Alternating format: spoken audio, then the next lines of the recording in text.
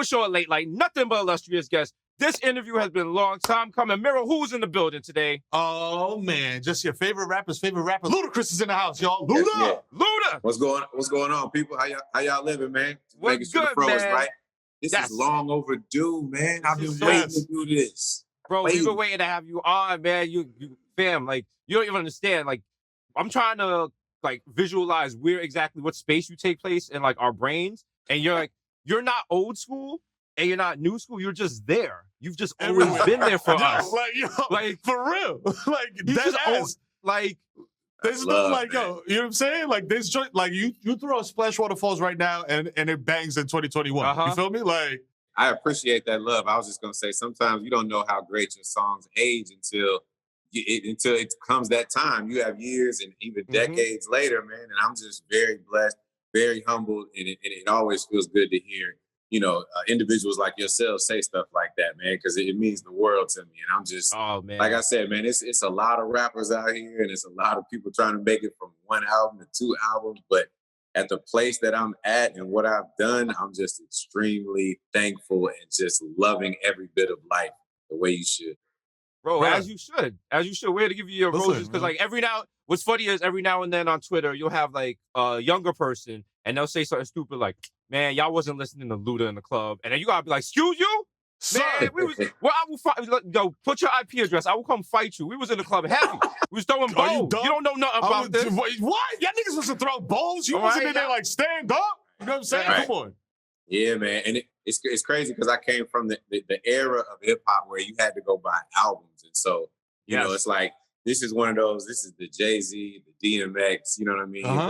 The Eminem. And I see the music industry going through so many different changes here and there, but I'm so thankful to be in the era that I'm in, man, because we can do shows literally from here until eternity, man. I'm just, thankful.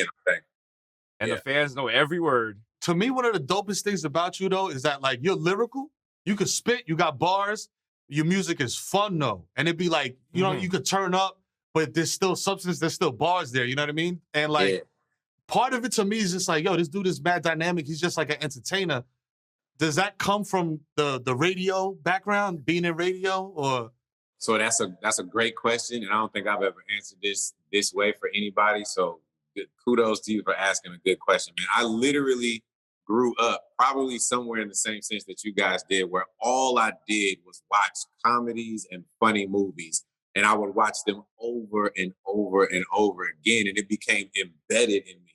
That, along with having influences like Redman, who already was a fun rapper. And that's what I used to listen to. So when you have the culmination of like Redman and OutKast and Common and Wu-Tang and just watching comedy all day in and out, I just love having fun. And it comes across in everything that I do, man, 100%. Yes. Yo, shout out to Redman, because he used to have the fun, like, he had funny videos. We had that video where Shorty flipped off the bike into the back of the car. Yeah. And Cormega was like, oh! Yeah, and then your videos always had like some sort of element that had people talking about it before, you know, they were going viral before they were going viral. People was like, yo, do you see that Ludacris with the big arms? You seen that? Like, so you had that. And, you know, fast forward to today, now you got this new cooking show, Luda Can't Cook. And, bro, listen, I was watching you cook that potato on one of the episodes. My man, you was giving me my first apartment vibe. What's going on there? What's going on with the cooking, Luda? Listen, man. You've been popping so long that you forgot how to cook. Listen, bro. Thursday, February 25th is Discovery Plus. You gotta watch this Luda Can't Cook, man. It's a special. Shout out to my man Will Packer for making it happen as well. It's one of those things where I love that y'all are acting like y'all are chefs right about now, because every man has dealt with or still deals with having to try to come. I can't even cook rice right, bro. Like, if I try to cook rice, it's gonna stick to the pot. I'm really bad, because when I'm hungry, I want to eat. I don't want to cook. I'm not trying to prep. I don't want to take 20, 30 minutes to do anything. So it's funny because I have a lot of attributes, humbly speaking, but the one thing that I absolutely am not good at is cooking. And it's crazy because I got these restaurants and all this other stuff, and I'm a foodie, but I've never taken the time to actually do it. So I like shaking things up, and that's what this Luda Can't Cook is all about, period. That's what's Listen, it's hilarious to watch. It's hilarious watching, like, the experts trying to walk you through it, and then like the one time you put the pot down on the chicken, and he had to flip it. And he was like pushing out the juice. So no, I mean, shout out to you. You are helping people learn how to cook. You know, some of us all we know how to do is cook salmon. You know, Yeah, but that's what I'm saying. I'm just being vulnerable as well, because I guarantee there's gonna be so many people that can relate. Everybody wants to act like they can cook or tell people they can, but they don't know what the hell they're doing in the kitchen for real. No, like let's just keep it true. That's true. At the same time, you opening up people's, you know what I'm saying, minds and shit to like other types of cuisine, because you got the Indian cuisine in there, you got all types of stuff going on. You feel me? So yeah, and that's thing, also dope. Like the Indian cuisine and how they use the spices and all of the different everything that they do, like you'll really be able to learn some stuff from my mistakes on this particular show, and that's what makes it fun, because I'm just literally I'm being myself. It's just raw. It's completely uncut, man. It's just gonna be dope, and I like shaking things up. I love doing things that come out of left field that you would never expect Chris Bridges or Ludacris to do, and this is one of those things. Everyone from the hood wants me to ask you about your epic portrayal of Darius on Law and Order. Yeah, man. I never in a million years thought I'd do Law and Order, and then like 15 years later, they would still be airing the same episode over and over again. Man, it was probably the best thing I've done. People always ask me, besides Crash, like, what was my favorite role? It would definitely be Law and Order, man. Because I had a headache after I got out of that role. I was really deep into that. You were. And so that's how I feel about it. And I'm just blessed that they keep, replaying it, because they were season finale episodes. And I think that has a lot to do with some of the roles that I've gotten in movies ever since. And what was it like working on that? Because everybody on that cast is like, seasoned. Like Ice-T been doing it, Mariska been doing it, Chris Maloney been doing it. Yeah, it's so dope that you say that, because that's another good question. I don't think anybody's ever asked me this, man. I had some time to really sit with Ice-T. So everybody knows Ice-T is a like OG to the fullest. And just being able to sit down and talk to this man and pick his brain and get advice on just random things, and him taking the time out and just filling my brain with so much wisdom. And I just want to give a special shout out to Ice-T. He's always been there. He's always been there for the new school, for anybody that wants to listen. So man, Ice-T is a king, man, and a crown. So shouts to Ice-T. Shout out to Ice-T, man. Facts.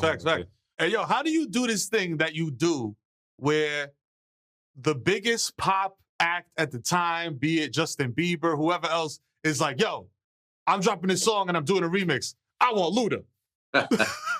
That's another good question, man. Like Justin Bieber say, for example, I caught a lot of flack from that when I first did it. Everybody was like, why would Ludacris do a song with this little kid? Like, this don't make any sense. This is popcorn. I never go off what anyone says, man. When I listen to the record, it literally put me in a mindset of when I was 13 years old. And I heard it and I was like, this is a hit record, and I love it. And I just wrote to how I felt about it. I didn't care what anyone said. At first, everybody was like, who is this kid? And next thing you know, the entire hip hop community embraces him. You know what I mean? So I just go off instinct, man. I don't go off what anyone says. I go with my gut feeling. I go with my heart. I go with hit records. I know what hit records are, period. Talk that talk, bro. Facts. Because you got a couple. You know what I'm saying? You got a couple in the catalog, man. Like when you do a show, I mean, when the world opens back up and motherfuckers start doing shows again, what's your favorite? Like, what's the biggest crowd reaction? What's one of your joints that, like, as soon as this beat drop, they're gonna go hammer? Without question, it's just gonna be Move Bitch, Get Out the Way, of course. Yeah. That's one of those records that lets you know it's not fair to be a rapper, because we get paid all this money and you stick the microphone out and you ain't even got to do shit. The whole crowd is saying every single word for you. You're supposed to be getting paid to rap on the mic, and you basically show up and just put the microphone out to the crowd.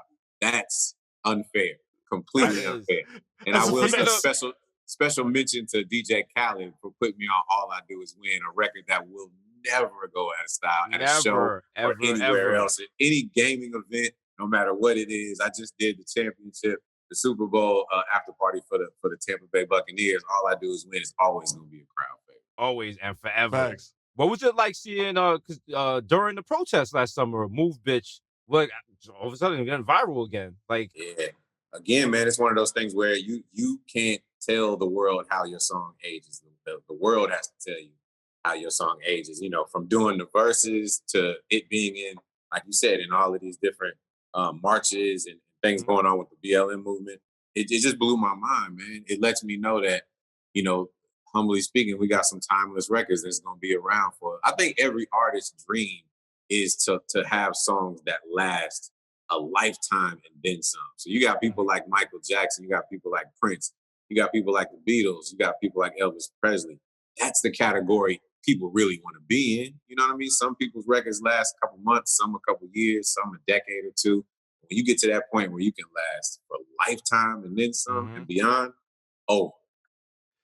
Yo, what's like the secret musically to be able to have that like range to do a Justin Bieber pop record, but then get on the Made You Look remix with Jadakiss and Nas, who are like rappers? You know what I mean? Like hip hop. You know what I'm saying? Listen, that ain't nothing but the man upstairs. All I can do is be the medium between God and the microphone, and stay true to myself.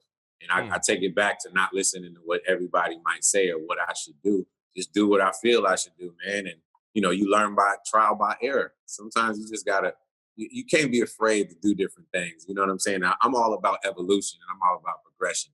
So, you always have that argument with any artist, how people always want them to sound how they did on their first album. But we progress, you know what I mean? Life changes. We continue to evolve. Some people do. And that's what life should be all about. Nice. So now you're in a position where you don't have to necessarily take projects because of money. Now you choose, what makes you choose a project now? Is it just like something you're just like, I feel like doing that, or is it an interest in me, or what's the mindset now? Yeah, the mindset is something that is a part of my everyday life, something that I'm passionate about. So, like I just came out with something called KiddNation, which is basically recreating the music industry for children, but it's all enriching content. So people can check out the KiddNation app. It's literally music videos and live action videos done by kids, topics from science, math, good grades, drinking water, eating vegetables, all of that. So we've never had kids music that's as current as the hip hop music that we listen to today. So I think it's a wave for sure. For the little thuns, you know what I'm saying? Know the vibe. There So you listen, go. you in the South. We always gotta ask this question. What's popular? The grits, sugar or salt? Because we're New Yorkers. We don't know these things. Yeah, I put sugar in my grits, man, for sure. You gotta do. Oh, we're 2 for 2. Right. Okay. Yeah. They trying Gotta to check get it me out. out of here for saying I put sugar in my grits. They trying to get me out of here. I Like don't know 5 years in anything a row. else. I don't know anything else. How can you not put sugar in your grits? That's what you're supposed to do. Come on. That's fair. Listen, you've worked on a big show like Law and Order. Now you've worked on a big movie, Fast and Furious. What was that experience like? Because we've seen movie sets, and I can imagine that movie set must have been like massive and a million moving parts. What was that experience like? Man, it spoils you, bro. Because you get everything. You get all the bells and whistles. You stay in all the best hotels. You got the best trailer. You got all this food and all these people at your disposal. Then you go do an independent movie. And you're like, what the fuck is going on around here? I gotta drive myself. Right? Yeah. Ain't no Sit crafty. together. Like, yo.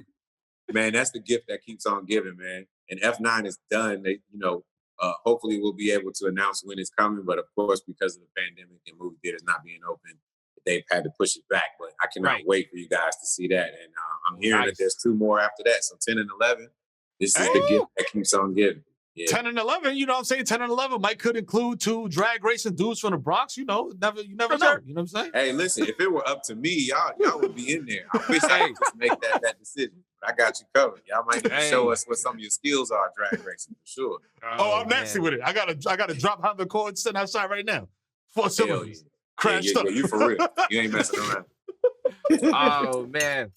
Man, I gotta ask you, bro. Like, like I said, you're a rare breed because, like, there's people that like I'm a rapper, I'm a singer, I'm an actor on TV, I'm an actor in movies. You're an entertainer, and those I feel like that type of dynamicness, if that's a real word, is kind of like not dying out, but like you see less and less of them.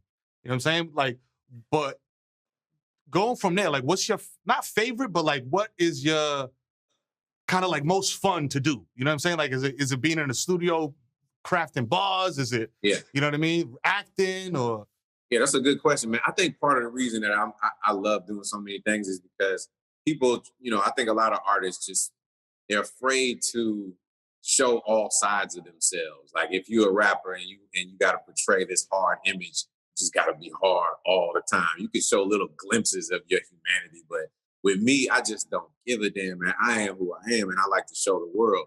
To answer your question, man, in terms of what I love the most, and that's a great question because I've been fortunate enough to see the movie side and to see the music side, which I think are the two biggest dream jobs in the world. And I would have to say music just for the simple fact that we're creating something from absolutely nothing. We have a blank canvas. So besides the producer, you're literally writing everything and doing everything on your own. With a movie, you have a producer, you got a director, you got somebody writing the script. You might be saying the words, you might ad-lib. You're only playing one part in a huge play.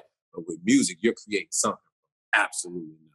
That's the best job in the world. Woo! Yeah. Couldn't say it better. Luda, man, thank you for sitting down and talking to us. Also, thank you for rocking the herringbone. Strong, heavy flex.